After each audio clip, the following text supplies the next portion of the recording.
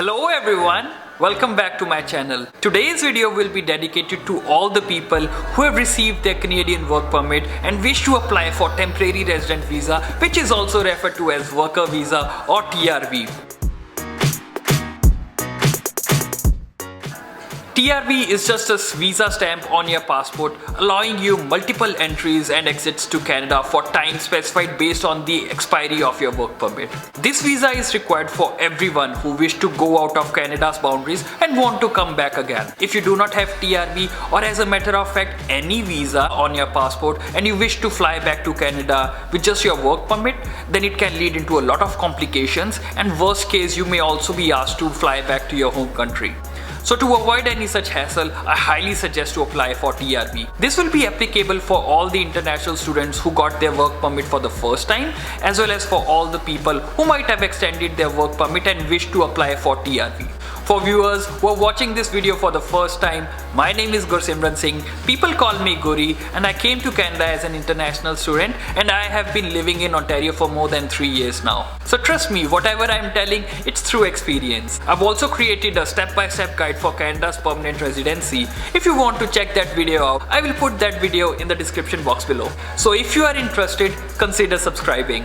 Additionally, I've also created a Facebook group to answer all the questions which people might have in regards to settling in Canada. I'll also put the link to that Facebook group in the description box below. Now let's dive right into today's topic, how to apply a temporary resident visa. So guys, in order to start, we need to come to IRCC Secure Account Login Page. As we know that there are two options. One option is using GC and the second option is using the sign-in partner, which is using your Canadian banking information. If you don't have an account yet, I already have made a video in regards to how to apply for your work permit, and in that I have outlined how you can create an account. So I'll put the link in the description box below. We already have the GC information, so let's select the GC key and sign in information comes in. Sign in, continue. Let's accept the terms and condition.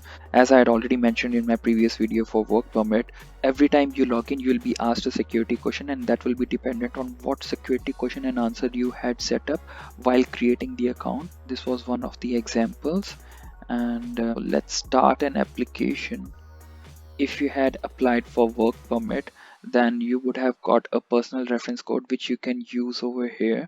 Just for this case, let's say that we don't have a personal reference code and we want to apply again. So it is similar to how we did for work permit. We'll have to see if we are eligible to apply. So we would like to work here. How long are you planning to study in Canada?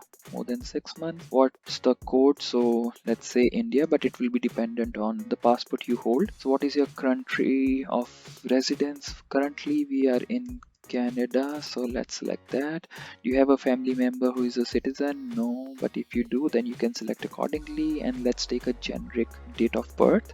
So in this case, let's select this, which was taken as an example in our previous video as well. Now find out if you are eligible to apply. Are you a lawful permanent resident of US? No. And what is your current immigration status in Canada? If you are applying as a student, then you will select student. If you are applying after you got your work permit, then select worker. And check if you are eligible to apply. If anything applies to you, then select yes. In our scenario, it does not, so we will select no.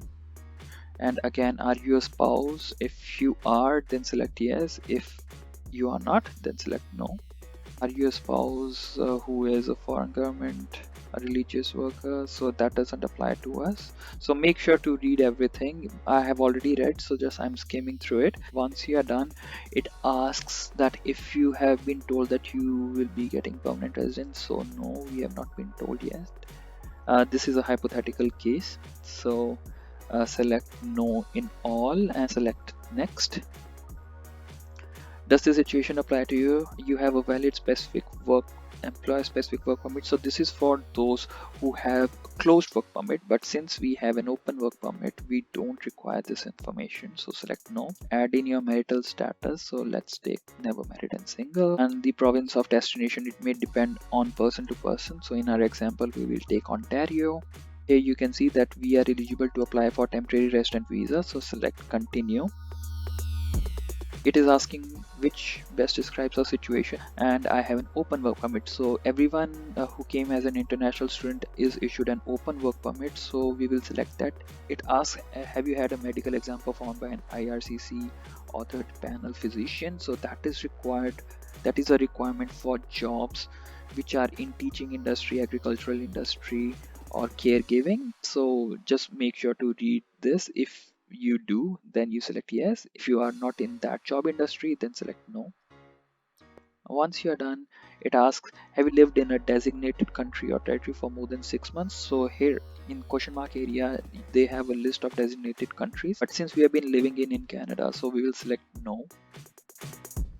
Hit next, and then it asks if your following jobs are under healthcare or clinical or domestic worker. So as we have already mentioned, if you do, then select yes. If no, then select no. And if you want to submit application for family members, select yes. We are not, we are applying for ourselves, so select no. And here it asks if you want to give access of your application to someone. In our case, we are applying for ourselves, so we'll select no. In the past 10 years, have you given your fingerprints and photos biometrics? I did not give any, so select no. But if you do, then you can select yes. I've heard that most of the immigrants who came in 2019 were required to give the fingerprints. So if you do, it will ease your step because they already have your fingerprints and they already have you on their records. But in my case, it was no. There are fees associated with this application. Will you be paying the fees? Yes, we will be. Now, are you able to make a digital copy of your documents? Yes, we can. Will you be paying the fees online? Yes, we can pay online using a credit card. And here it asks you to review your questions. So make sure if you think that you have messed up in some of the questions, you can always edit them. And once you review all the questions, select continue. And it just says that these are the steps which are required. So let's click continue. Now we are on the document checklist for the temporary resident visa, and as you can see, the application form is mentioned over here, IMM 52570. So let's click on this and let me show you how it looks. Now we are on IMM 52570 application form for the temporary resident visa, which we have downloaded from the IRCC's portal.